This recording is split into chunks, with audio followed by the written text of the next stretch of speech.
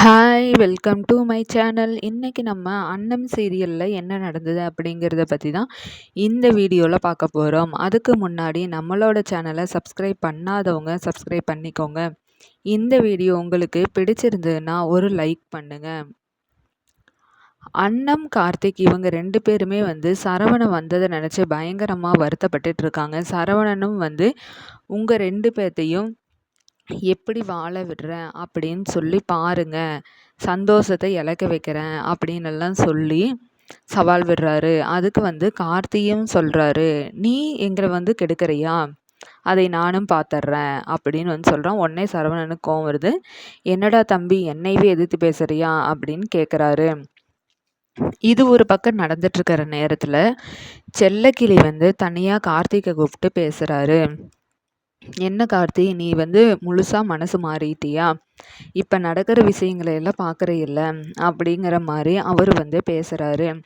நீ அன்னத்து கூட வாழ்ந்தால் மட்டும்தான் எல்லாமே சரியாகும், அதை நீ என்ன முடிவு எடுத்திருக்கிற அப்படின்னு சொல்லி கார்த்திக் கிட்ட கேட்குறாரு.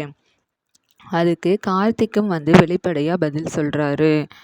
இந்த மாதிரி மாமா, நான் அன்னத்தை மட்டும்தான் விரும்புகிறேன். இந்த ஜென்மன்ட்டு இல்லை, எத்தனை ஜென்மம் எடுத்தாலும் அண்ணன் தான் எனக்கு மனைவியாக வரணும்னு நான் கடவுள்கிட்ட வேண்டிகிட்ருக்கிறேன்.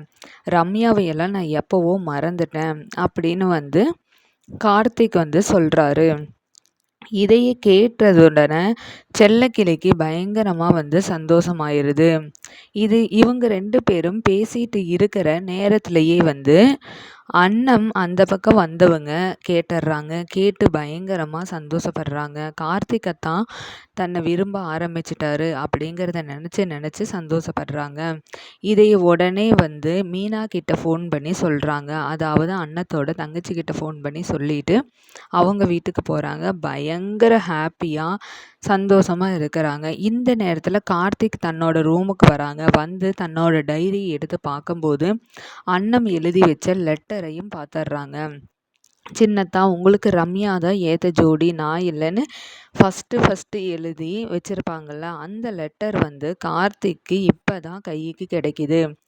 இதுக்கப்புறமா இனி இவங்க 2 பேர்த்துக்கும் நடுவில் என்னென்ன நடக்க போகுது, கார்த்திக் அன்னத்தை எப்படி சமாதானம் பண்ணி 2 பேரும் ஒன்றா வாழ போகிறாங்க, இதெல்லாம் இனி வரப்போட எபிசோடில் தான் நம்ம பார்த்து தெரிஞ்சுக்கணும்.